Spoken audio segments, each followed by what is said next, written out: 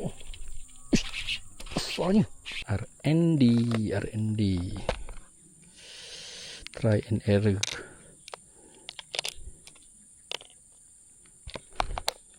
Okay, jom kita try yang Ozmi pula. Ini Ozmi punya ni.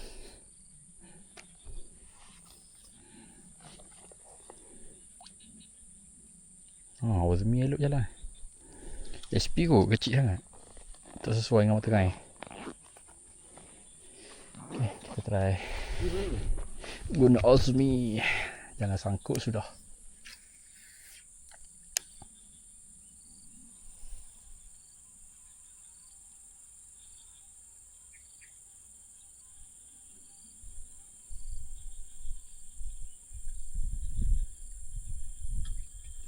Tak ada kan yang curut-curut sini.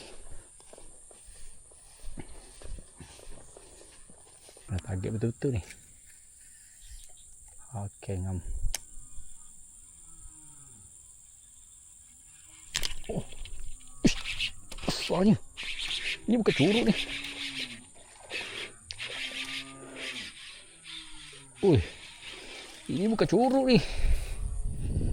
Ui, tak curut ni guys. Oh, telan.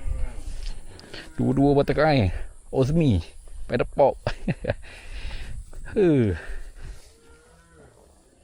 Ui, agak good size tak curut ni. Ui, dua mata kain dalam mulut geng. Mantap guys. HP Ozmi. Hanya custom dua mata.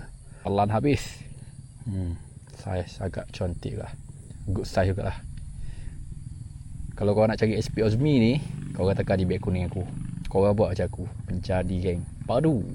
2 kali cast terus ngap. Ni geng.